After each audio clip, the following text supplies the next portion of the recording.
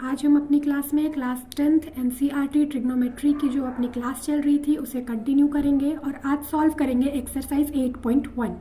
ठीक है, पिछली वीडियो में हमने इससे रिलेटेड कुछ बेसिक कॉन्सेप्ट्स आपको बता दिए थे। अगर आपने वो नहीं देखा है तो आप एक बार वो देखें, आपको ये एक्सरसाइज सॉल्व करने में आसानी होगी। Question number 1. In triangle ABC, right angled at B, AB is equal to 24 cm, BC is equal to 7 cm. Determine first sin A cos A and second sin C cos C. हमने अपना पहला question देख लिया है। According to question हम पहले figure बना लेते हैं।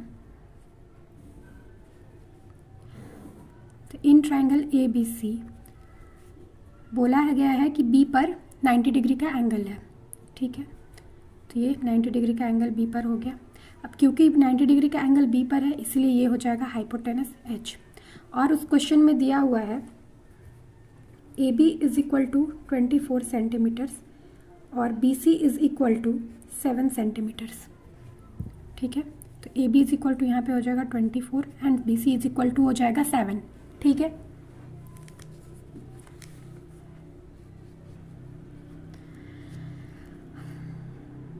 और हमसे पूछा गया है first sine A and cos A की वैल्यू निकालना है और सेकंड पूछा गया है sine C and cos C की वैल्यू निकालनी है। तो सबसे पहले तो हम यहाँ पर देखते हैं कि हमें AB और BC दिया हुआ है लेकिन AC का मान दिया हुआ नहीं है। तो हम सबसे पहले यहाँ AC को कैलकुलेट करेंगे जो कि है हाइपोटेनस। अब हमने कल सीखा था कि पाइथागोरस थ्योरम में कि हाइपोटेनस का square is equal to perpendicular का स्क्वायर प्लस बेस का स्क्वायर। तो हम उसी फॉर्मूला को यूज़ करके अभी हाइपोटेनस का वैल्यू निकालेंगे। तो सबसे पहले पाइथागोरस थ्योरम के अकॉर्डिंग h का square is equal to p का स्क्वायर प्लस b का स्क्वायर होता है। तो h का स्क्वायर हमको नहीं मालूम है, जो हमें फाइंड आउट करना है। p का स्क्वायर AB 24 का स्क्वायर प्लस b का स्क्वायर BC 7 का स्क्वायर 24 का स्क्वायर। अब किसी को अगर नहीं मालूम है तो ये मैं बता दूंगी कि अगर 24 का स्क्वायर का मतलब होता है 24 इंटू 24। तो 24 इंटू 24 जब हम कैलकुलेट करते हैं तो ये हमारा आता है 576 और 7 का स्क्वायर सभी जानते हैं 7 इंटू 7 49। तो हमारा जो h स्क्वायर है वो आ गया 625। ठीक है, हमें h स्क्वायर नहीं चाहिए, हमें चाहिए h। तो हम जानते हैं कि अगर हम स्क्वायर को बराबर के उस तरफ ले जाएं तो वो अंडर रूट में चेंज हो जाता है। h is equal to 625 under root. अब हम इसे कैसे सॉल्व करेंगे? तो अगर जिसको पता है तो अच्छी बात है और जिसको नहीं पता है वो यहाँ पर देखेंगे। 625 हम इसे इस तरह से राइट साइड से पेयरिंग करते हुए आते हैं। ठीक है, इसके डिवीजन मेथड से हम इसका निकालेंगे। तो ये हो जाएगा 2 2 ज़ा 4 2 यहाँ पे 4 और ये क्योंकि हमने इसकी पेयरिंग की इसलिए एक साथ ही नीचे आएगा 25। अब ये 5 टाइम्स में जाएगा, 5 5 ज़ा 25 2 5 4 ज़ा 20 एंड 2। तो ये कट गया और हमारा आ गया 25। तो ये 625 अंडर रूट का मार्क 625 अंडर रूट का वैल्यू आ जाएगा 25। ठीक है, 25 centimetres.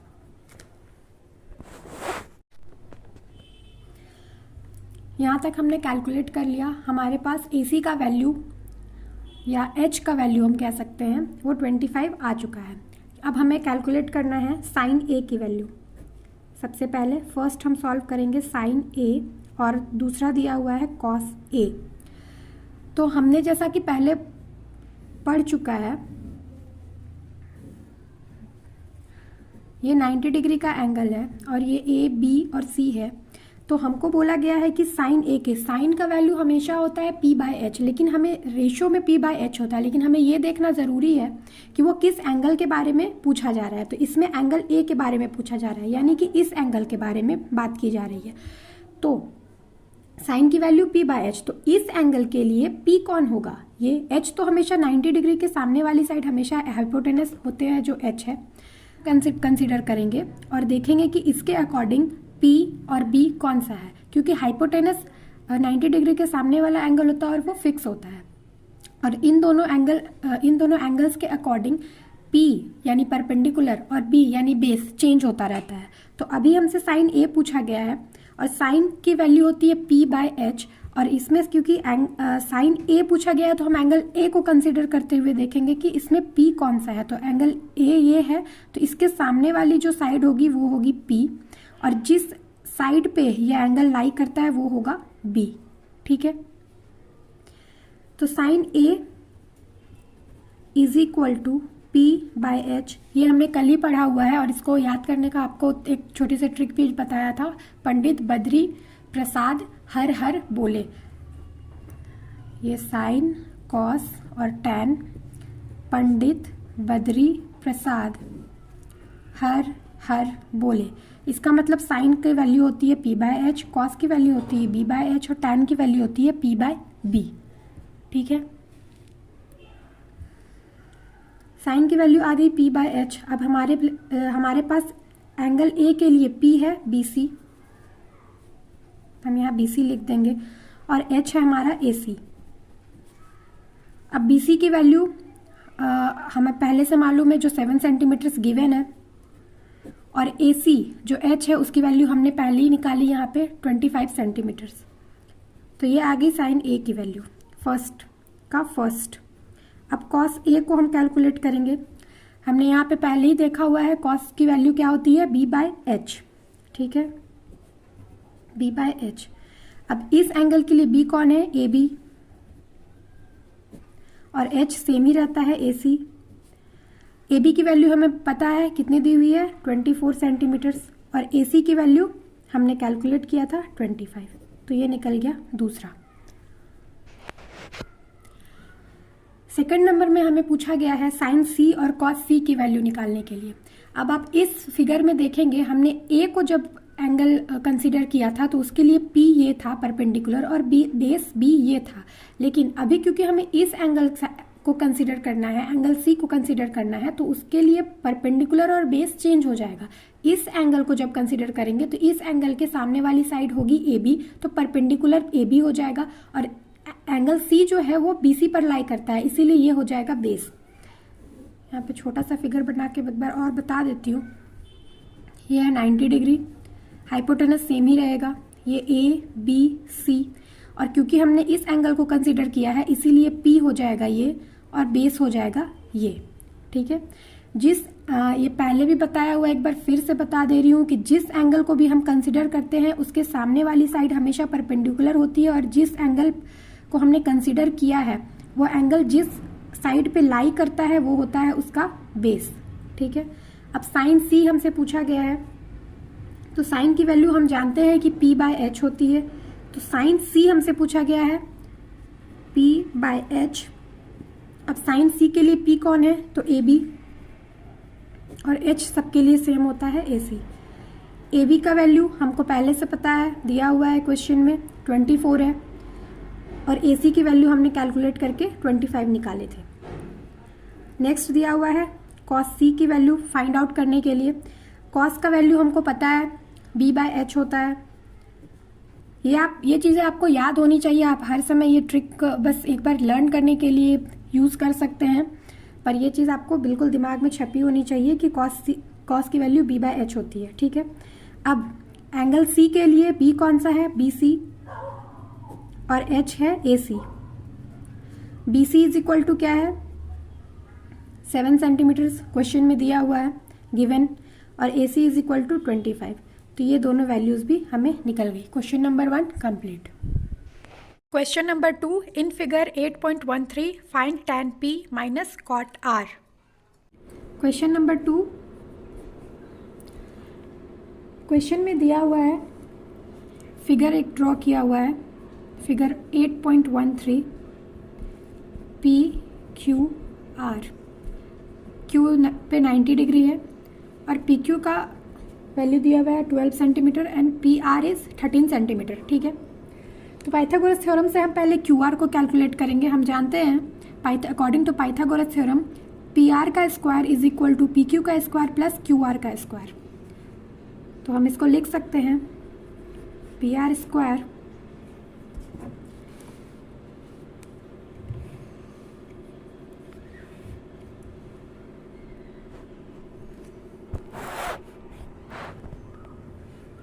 Is equal to P Q square plus Q R square. P R का स्क्वायर दिया हुआ है, पी आर की वैल्यू दी हुई है 13, तो 13 का square P Q is equal to हो जाएगा 12 का स्क्वायर प्लस क्यू आर हमें फाइंड आउट करना है। 13 का स्क्वायर 169, 12 का स्क्वायर 144, 12 का स्क्वायर का मतलब होता है 12 इंटू 12 और 13 का स्क्वायर उसी तरह से 13 इंटू 13, तो हम कैलकुलेट करके निकाल लेंगे। और क्यू आर का स्क्वायर, अब हम इसको इस तरफ लेकर आएंगे बराबर के इस तरफ, तो ये माइनस में हो जाएगा is equal to Q R का स्क्वायर। नेक्स्ट हम करेंगे इसको माइनस करेंगे तो ये आएगा 25 is equal to Q R का स्क्वायर। अब हम स्क्वायर हटाकर इधर लगाएंगे तो ये अंडर रूट में कन्वर्ट हो जाएगा is equal to Q R. अब हमको पता है 25 का अंडर रूट कितना होता है 5 is equal to Q R. अब जिसको मालूम नहीं है कि कैसे होता है तो 25 5 5 ज़ा 25 5 इंटू 5 5, ठीक है। इस तरह से हमारा क्यू आर निकल गया। क्वेश्चन में हमें पूछा गया है tan p minus cot r। अब हम tan p निकालेंगे। tan p is equal to, हम इस फिगर में देखते हैं tan p इसका मतलब इस एंगल की बात की गई है, एंगल p। तो इस एंगल के लिए परपेंडिकुलर हो जाएगा क्यू आर और बेस हो जाएगा पी क्यू। tan की रेशियो हमें पता होती है, पता है कि कितना है p बाय बी। p क्या होगा इस एंगल के लिए, इसके सामने वाली साइड होगी इसकी p परपेंडिकुलर क्यू आर और इसके लिए बेस हो जाएगा पी क्यू। क्यू आर हमें पता है, हमने फाइंड आउट किया 5 और पी क्यू हमारा ऑलरेडी दिया हुआ है क्वेश्चन में 12। फिर हम निकालेंगे कॉट आर। कॉट की वैल्यू tan का अपोजिट होता है, हमने पहले ही पढ़ चुका है। तो tan अगर p बाय b है तो कॉट होगा b बाय p। लेकिन यहाँ पे एंगल दूसरा है, यहाँ पे एंगल p है, यहाँ पे एंगल r है। तो हम इस फिगर पे देखेंगे एंगल r के लिए p कौन हो जाएगा पी क्यू, क्योंकि जिस एंगल को हम कंसिडर करते हैं उसके सामने वाली साइड ही परपेंडिकुलर होती है, ठीक है। तो एंगल आर के लिए perpendicular P Q,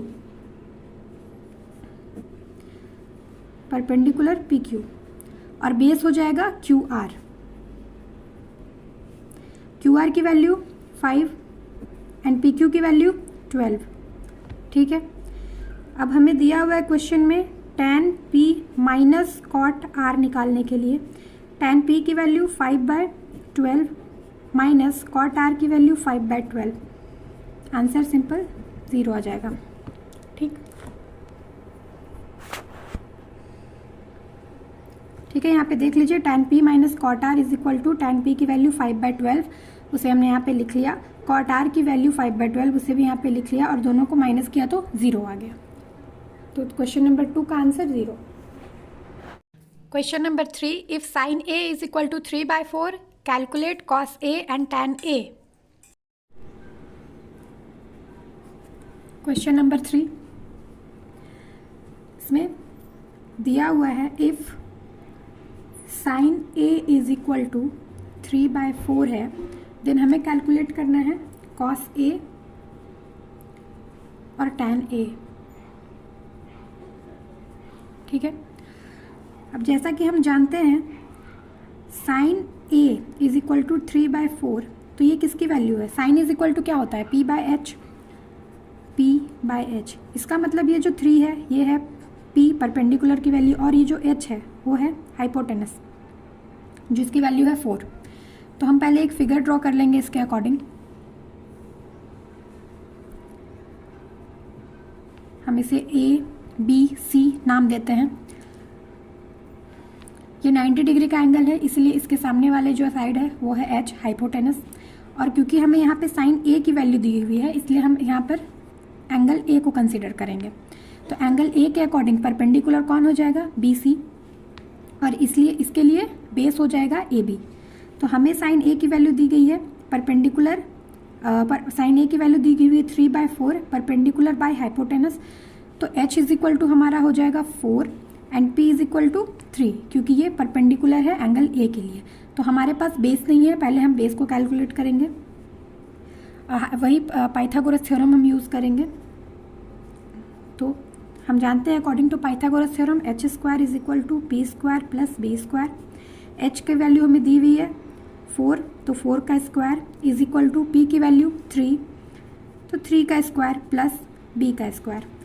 4 square is equal to 16, 3 square is equal to 9 plus b²। अब हम इसको इधर उठा कर ले आएंगे तो ये माइनस में हो जाएगा, और b², इसे माइनस करने पे हमें मिलता है, माइनस करने पर इसे हमें मिलता है 7 इज इक्वल टू b²। अब स्क्वायर को हम रूट बराबर के इस तरफ लेकर आएंगे तो ये अंडर रूट में चेंज हो जाएगा, तो b is equal to √7। Root देखकर घबराइए नहीं, √7 को हम सॉल्व नहीं कर सकते, उसको उसी तरह छोड़ देंगे और आंसर भी आपका उसी तरह से आएगा। अब हमको बोला गया है cos A और tan A कैलकुलेट करने के लिए। cos A हम जानते हैं क्या होता है, b/h, बेस बाय हाइपोटेनस, ठीक है। हमने b कैलकुलेट किया था √7 बाय हाइपोटेनस की वैल्यू दी हुई है 4, तो cos A की वैल्यू आ गई √7/4। Next tan A, tan A क्या होता है, परपेंडिकुलर बाय बेस। परपेंडिकुलर की वैल्यू क्या है 3, और बेस हमने कैलकुलेट किया √7, ठीक है। तो ये हो गया tan A। Question number 3 complete. Question number 4. Given 15 cot A is equal to 8, find sin A and sec A. Next question number 4। तो क्वेश्चन नंबर 4 के लिए हमें दिया हुआ है 15 cot A is equal to 8, तो हमें फाइंड आउट करना है साइन A और सेक A, ठीक है। दिया हुआ है 15 cot A is equal to 8 और हमें फाइंड आउट करना है sine A and sec A। सबसे पहले cot A is equal to 8/15। इधर जो 15 मल्टीप्लाई में है हम उसको उधर डिवीजन के फॉर्म में ले आएंगे, बराबर की उधर जाएगा तो ये डिवाइड के फॉर्म में आ जाएगा, ठीक है। अब इसके अकॉर्डिंग हम एक फिगर ड्रॉ करते हैं। फिगर हमेशा 90 डिग्री का ही ड्रॉ होगा क्योंकि हम ट्रिग्नोमेट्री पढ़ रहे हैं। ABC cot A is equal to 8/15। अब हमको याद करना है कि cot A की वैल्यू क्या होती है रेशियो में, p/h, b/h, p/b या फिर b/p, h/b या फिर h/p। तो हमको याद है कि cot जो है वो tan का उल्टा होता है और tan की वैल्यू होती है p/b, इसलिए cot की वैल्यू हो जाएगी b/p। मतलब ये जो वैल्यू है ये b/p की गिवन है, ठीक है। एक बार फिर से याद दिला देती हूँ, sine cos tan Pandit Badri Prasad हर हर बोले, हमने ये याद किया था। ये टैन का उल्टा कॉट, कॉस का उल्टा सेक और साइन का उल्टा कॉसेक, ठीक है। तो टैन का वैल्यू होता है p/b, तो कॉट की वैल्यू हो जाएगी b/p। कॉट की वैल्यू यहाँ पे 8/15, इसका मतलब ये b/p दिया हुआ है और कॉट A की वैल्यू दी हुई है, यानी कि इस एंगल के बारे में दिया हुआ है। तो इस एंगल के लिए परपेंडिकुलर कौन हो जाएगा, BC, और परपेंडिकुलर P की वैल्यू कितनी है 15, तो ये हो जाएगा 15। और B क्या है, वैल्यू क्या दी हुई है 8, और इस एंगल के लिए B कौन हो जाएगा AB, तो ये हो जाएगा 8। और ये 90 डिग्री का एंगल है इसलिए उसके सामने वाली साइड हमेशा H होगी, हाइपोटेनस, ठीक है। और इसकी वैल्यू में दी हुई नहीं है इसलिए हमें इसे पहले कैलकुलेट करना होगा, और हम इसे कैलकुलेट कैसे करेंगे, तो पाइथागोरस थ्योरम यूज करके। तो from Pythagoras theorem h² is equal to p² plus b², ठीक है। तो हम यहाँ पर लिख देते हैं 15 square plus 8 square.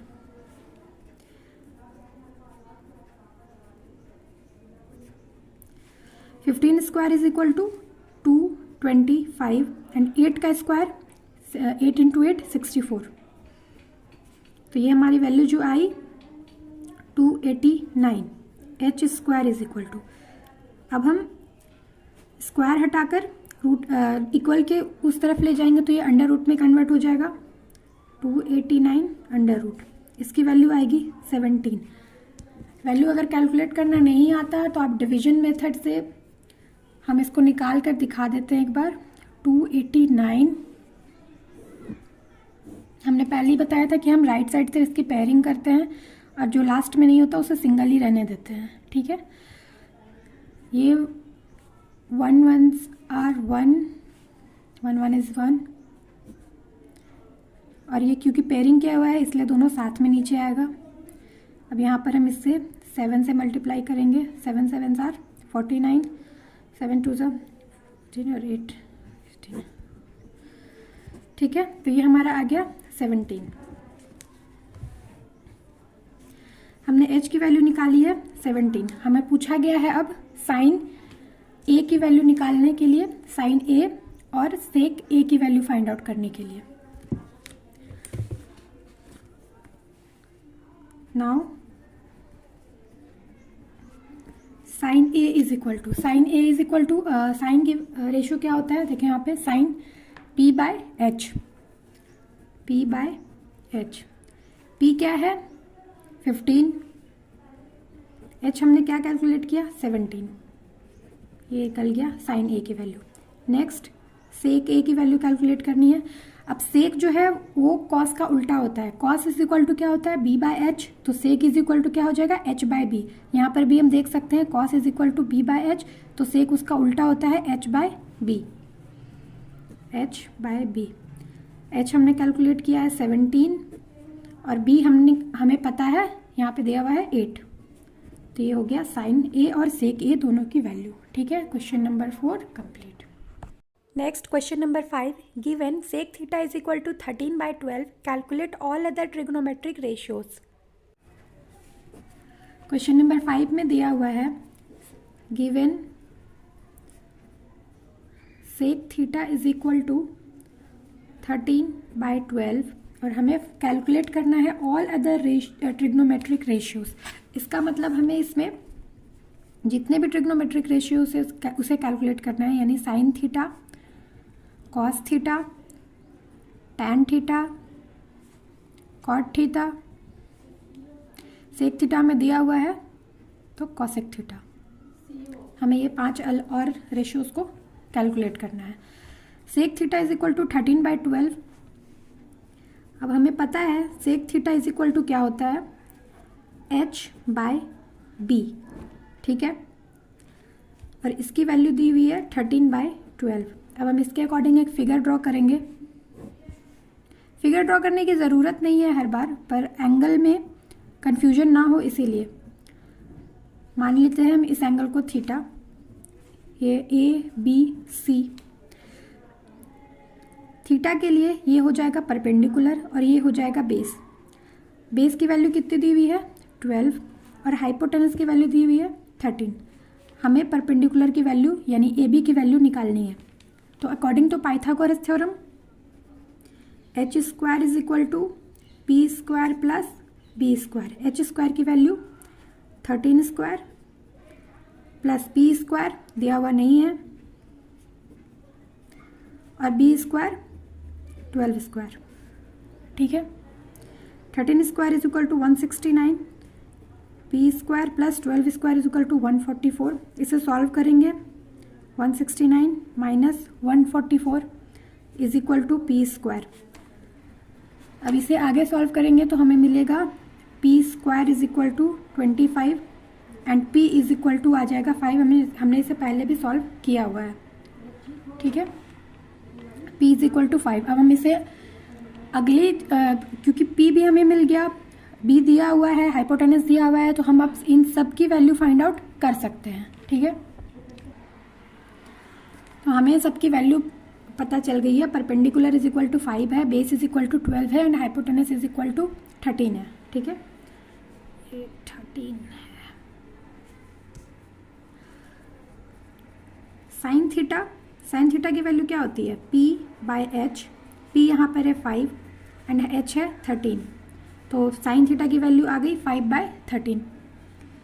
Cos theta की वैल्यू होती है b/h। b की वैल्यू है 12 और h की 13, तो b/h 12/13। tan theta is equal to होता है p/b। p की वैल्यू 5 और b की 12। ठीक है,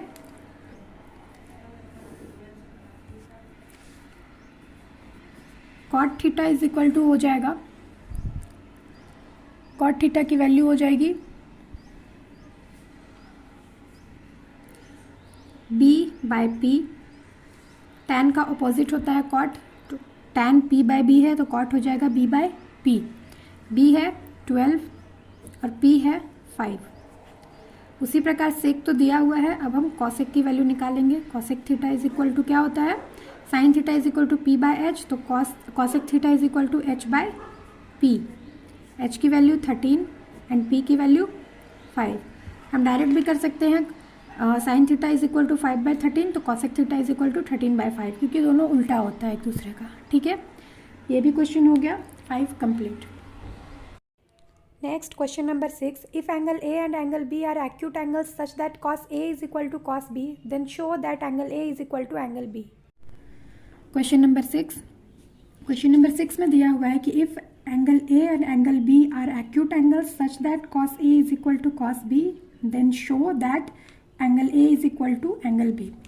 एक्यूट एंगल उसे कहते हैं जो एंगल 0 डिग्री टू 90 डिग्री के बीच लाई करता है, वो होता है एक्यूट एंगल। मतलब angle 30 degree, 45 degree, even 89 degree का एंगल भी एक्यूट एंगल है, क्योंकि वो 90 डिग्री से छोटा है। और 1 डिग्री का एंगल भी एक्यूट एंगल है, क्योंकि वो 0 से 90 के बीच में लाई करता है। ठीक है, तो 0 डिग्री से 90 डिग्री के बीच में जितने भी एंगल्स लाई करेंगे उन्हें हम एक्यूट एंगल्स कहते हैं।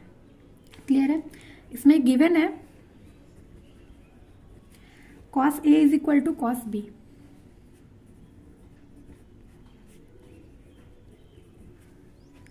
और हमें प्रूफ करना है कि एंगल A बराबर एंगल B है। ठीक है, हम एक फिगर ड्रॉ करेंगे। ये 90 डिग्री है, ये A, ये B और ये C। cos A और cos B बराबर है, इसका मतलब पहले तो cos की वैल्यू क्या होती है? b/h। तो cos A की बात की गई है, यानी कि इस एंगल के टर्म के इस एंगल के रिस्पेक्ट में cos A की वैल्यू क्या है? तो इसके लिए cos A बराबर होता है b/h। b है AC और h है AB। cos B is equal to फिर से b/h, लेकिन अभी हमें इस एंगल के रिस्पेक्ट में पूछा गया है, क्योंकि cos B की वैल्यू हमें दिखानी है। ठीक है, cos B के लिए B क्या हो जाएगा? BC और h है AB।